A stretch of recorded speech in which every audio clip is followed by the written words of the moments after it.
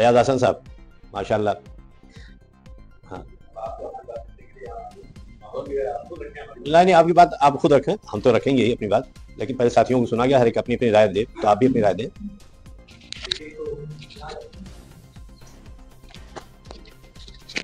सबसे पहले मोहतरम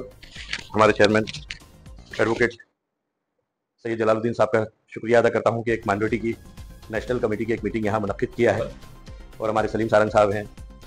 इस्लाम साहब है, काफ़ी लोगों को मैं जानता नहीं हूँ, गायबाना ताल्लुक़ है, तारुफ भी है।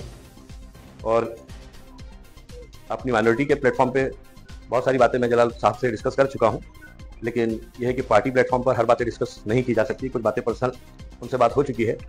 हमारे पार्टी की ये खुशकिस्मती है कि 4 उम्मीदवार माइनॉरिटी की जानिब से अजीत पवार साहब ने दिया है, भरोसा किया है। माइनॉरिटी पर 4 सीट देना ये अमूमन कोई छोटी बात नहीं, बड़ी बात है। जिस पार्टी पर ये इल्ज़ामात हो कि वो एक जातिवाद पार्टी से जिसका गठबंधन हो, वैसी पार्टी अगर सेकुलरिज्म के नाम पर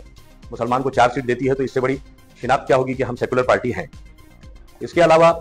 हम लोगों को ये ध्यान रखना है कि हमारे जो उम्मीदवार हैं, इसके अलावा जितने भी सेकुलर उम्मीदवार एनसीपी ने दिया है, अजीत दादा के हाथ को मजबूत करते हुए महाराष्ट्र भर में जो माइनॉरिटीज के वोट हैं वो इकट्ठा अजीत पवार साहब के साथ जाएं,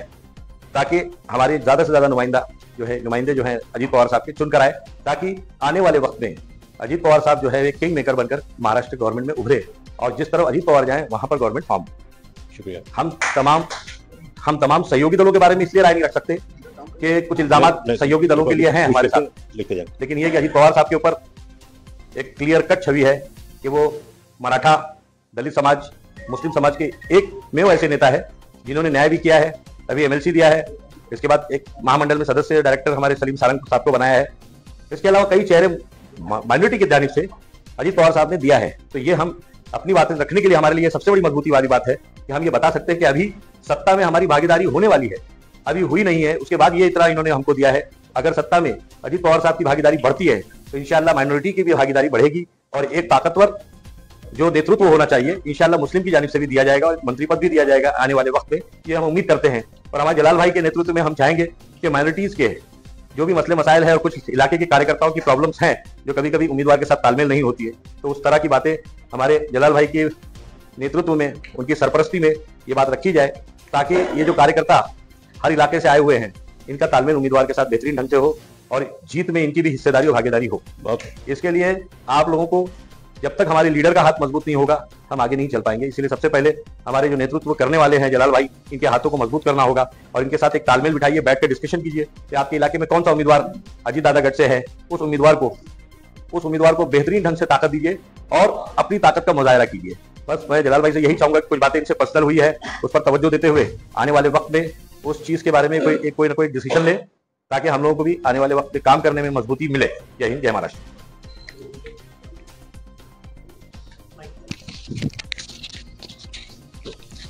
बीजेपी को जवाब देने का या इन लोगों का जो सवाल है उसको अब आप लोगों को अगर कहीं कुछ लगता हो तो बताएं, मेरा ख्याल है काफी होगा। आसम भाई, आप लोग के पास जो जवाब है उनके पास नहीं है, दादा ने जो हिसाब किया है मुसलमानों के साथ यहाँ पर वो कोई पार्टी ने नहीं किया। तो अभी जो मैंने बातें की ये बातें ठीक है, अभी इस पर जवाब तशफ़ी होगा और अगर मजमे में अवामी सतह पर इसको हम लोग पेश करेंगे तो मेरा मानना है कि इंशाल्लाह उनका जवाब नहीं बनेगा। और पूछिए साहब कि आप जो है कई बार शरद पवार साहब इसराइल गए, अभी गजा के ऊपर उनका क्या स्टैंड रहा? हमारा तो ये रहा कि हमारे यहाँ मोहतरम, हमने जो दिल्ली में अभी जो इजलास किया था पिछले दिनों फिलिस्तीन पर, तो उसमें पता चला कि मेहदी विपुल साहब अयतुल्लाह खामनई के जो नुमाइंदा है वो मौजूद रहे, ईरान का एम्बेसडर था वो मौजूद रहा, टर्की का एम्बेसडर वो मौजूद रहा, वहाँ जो है साउथ अफ्रीका जिसने जो है कि लोगों ने जो केस किया हुआ international court of justice Hague में इनके खिलाफ क्या जेनोसाइड का मुकदमा इन पर चलाया जाए इसराइल पर, उसका एम्बेसडर मौजूद रहा, जाम्बिया का रहा, जिम्बाब्वे का रहा, तकरीबन 9 मुल्कों के सफरा मेरे उस इजलास में मौजूद थे।